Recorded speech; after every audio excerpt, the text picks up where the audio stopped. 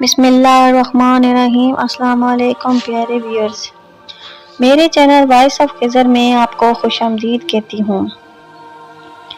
حضرت be be مریم علیہ السلام کے والد کا نام عمران اور والدہ کا نام حنا تھا۔ حضرت ابراہیم حضرت سلیمان علیہ السلام کی اولاد میں سے تھے اور ان کی اہلیہ حنا داؤد علیہ السلام کی اولادوں میں سے تھی۔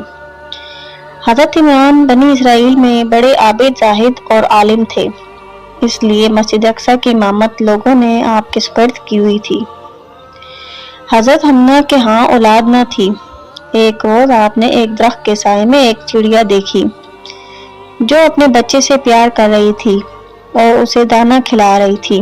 یہ منظر دیکھ کر آپ کے دل بھر آیا اور آپ نے بارگاہ الہی میں اولاد کے لیے دعا کی، لہذا اللہ نے آپ کی دعا قبول فرمائی۔ حضرت مریم کی پیدائش سے قبل آپ کی والدہ نے منت مانی کہ اپنی اولاد کو بیت المقدس کی خدمت کے لیے نذر کر دیں گی۔ بنی اسرائیل کے ہاں یہ روایت تھی کہ جو لڑکا اللہ کی نذر کر دیا جاتا وہ نہ شادی کرتا تھا نہ دنیاوی مشاغل میں دلچسپی لیتا تھا، صرف عبادت گاہ میں خدمت کرتا اور خود عبادت میں مشغول رہتا تھا۔ لہذا انہوں نے اللہ سے بیٹے کے لیے دعا کی تھی، لیکن ان کے ہاں بیٹے کے بجائے بیٹی کی پیدائش ہوئی۔ حضرت حنا نے لڑکی کا نام مریم رکھا۔ سریانی زبان میں مریم کے معنی خادم کے ہیں۔ چونکہ آپ مسجد اقصی کی خدمت کے لیے وقف کر دی گئی تھیں، اس لیے یہ نام موزوں سمجھا گیا۔ حضرت مریم کی ولادت سے قبل ہی آپ کے والد وفات پا گئے، اس لیے حنا نے ولادت کے بعد آپ کو ایک کپڑے میں لپیٹ کر بیت المقدس کے علماء کے سامنے پیش کر دیا تاکہ وہ انہیں اپنی کفالت میں لے لیں۔ جب حضرت مریم بیت المقدس میں لائی گئیں تو مجاوروں کے درمیان اختلاف پیدا ہو گیا۔ ہر کوئی خود کو آپ کا زیادہ حقدار سمجھتا تھا۔ پھر یہ فیصلہ ہوا کہ مجاورین وہ قلم جن سے وہ توریت لکھتے تھے پانی میں چھوڑ دیں۔ جس کا قلم پانی کے بہاؤ میں بہنے کے بجائے الٹا بہے گا وہ مریم کی کفالت کا حقدار ہوگا۔ اس مقابلے میں حضرت زکریا علیہ السلام بھی شامل تھے۔ ان کے قلم کو اللہ نے پانی کے بہاؤ کے الٹی طرف بہا دیا اور وہ ان کی پرورش کے حقدار ہو گئے۔ اس طرح بی بی مریم کو اللہ نے منشا کے مطابق حضرت زکریا کی علیہ السلام کی کفالت میں دے دیا گیا۔ حضرت زکریا کی بیوی حضرت مریم کی خالہ لگتی تھی، لہٰذا ان سے بڑھ کر ان کی بہتر پرورش اور کوئی نہ کر سکتا تھا۔ حضرت مریم علیہ السلام دوسرے بچوں کی بنسبت بہت تیزی کے ساتھ بڑھتی رہیں۔ جب آپ زکریا علیہ السلام اور اپنی خالہ کے گھروں کی پرورش پا کر کچھ بڑی ہوئی تو بیت المقدس میں آپ کے لیے ایک کمرہ مخصوص کر دیا گیا۔ آپ دن رات اللہ کی عبادت میں مشغول رہتی۔ اللہ نے بی بی مریم کو پسندیدہ اور مومنہ بندی میں شمار کیا تھا، جیسا کہ سورہ آل عمران میں ارشاد ہوا، جب فرشتوں نے کہا اے مریم بے شک اللہ نے چن لیا ہے تمہیں اور خوب پاک کر دیا ہے اور پسند کیا ہے تمہیں سارے جہان کی عورتوں سے، اے مریم خلوص سے عبادت کرتی رہو اپنے رب کی اور سجدہ اور رکوع کرنے والوں کے ساتھ۔ بی بی مریم جس مقصد کے لیے چنی گئی تھی وہ ابھی باقی تھا۔ آپ دن رات اللہ رب العزت کی عبادت اور ریاضت میں مشغول رہتی تھی، یہاں تک کہ بنی اسرائیل میں یہ مشہور ہو گیا کہ بی بی مریم نہایت ہی عبادت گزار، پاکیزہ اور متقی خاتون ہے، اور لوگ آپ کا بہت عزت و احترام کرنے لگے۔ پھر وہ وقت آیا جب جبرائیل علیہ السلام حضرت مریم کے پاس تشریف لائے۔ بی بی مریم ایک غیر مرد کو اپنے حجرے میں دیکھ کر پریشان ہو گئی۔ حضرت جبرائیل علیہ السلام آپ کے پاس انسانی شکل میں تشریف لائے تھے۔ حضرت مریم آپ کو دیکھ کر بولی، اگر تو خدا ترس انسان ہے تو تجھ سے خدا رحمان کی پناہ مانگتی ہوں۔ حضرت جبرائیل علیہ السلام آپ کو تسلی دیتے ہوئے اور پیغام الہی سے باخبر کرتے ہوئے فرماتے ہیں، میں تو تیرے رب کا فرزند دادا ہوں اور اس لیے بھیجا گیا ہوں کہ تجھے ایک پاکیزہ لڑکا دوں۔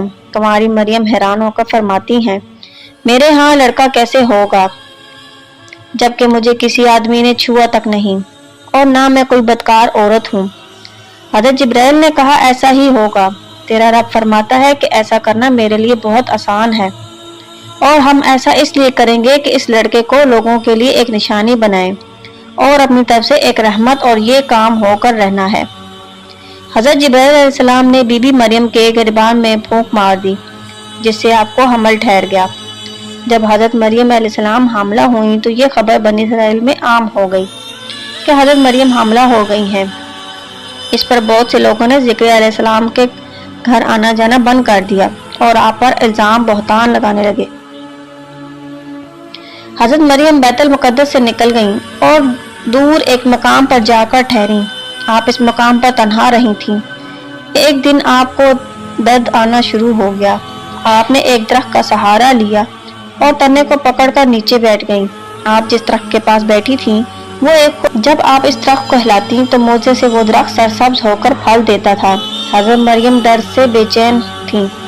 بدنامی کا خیال تھا۔ آخر گھبرا کر کہنے لگیں کہ کاش میں پہلے مر گئی ہوتی اور بھولی بسی ہو گئی ہوتی۔ اس مشکل وقت میں اللہ نے حضرت مریم کے قدموں کے قریب ایک نہر جاری کر دیا اور ندا آئی کہ پانی پیو اور کھجور کھاؤ تاکہ جسم کو تقویت پہنچے، پھر اپنی اولاد کو دیکھ کر آنکھوں کو ٹھنڈک پہنچاؤ۔ اسی اثنا میں حضرت عیسیٰ علیہ السلام کی پیدائش ہو گئی۔ آپ اپنے بیٹے کو لے کر قوم کے پاس آئیں۔ قوم کے لوگ آپ کے گود میں بچہ دیکھ کر غضبناک ہو گئے اور الزام لگانا شروع کر دیا۔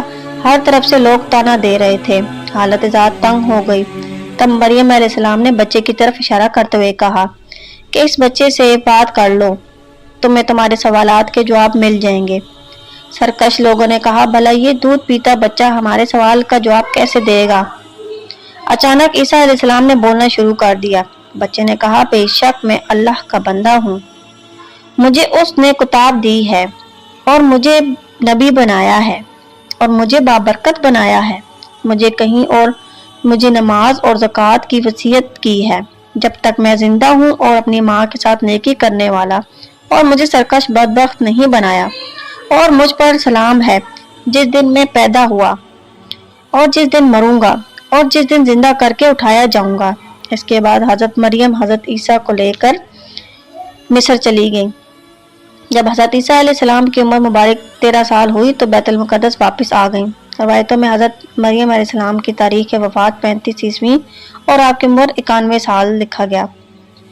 اسلام کے علاوہ کیتھولک اور آرتھوڈکس عیسائی بھی حضرت مریم علیہ السلام کو نہایت ہی عقیدہ و احترام کی نگاہ سے دیکھتے ہیں، اور آپ وہ واحد خاتون ہیں جن کا نام قرآن مجید میں درج ہے اور بائبل کے پرانے عہد نامے میں بھی موجود ہے۔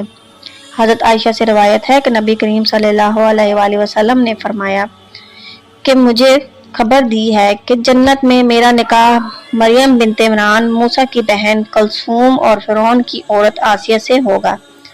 امید کرتی ہوں کہ آج کی ویڈیو آپ کو پسند آئی ہوگی۔ میرے چینل کو سبسکرائب کر دیجئے تاکہ بر وقت آپ کو میری اچھی ویڈیوز ملتی رہیں۔ پوری ویڈیو دیکھنے کا بہت بہت شکریہ۔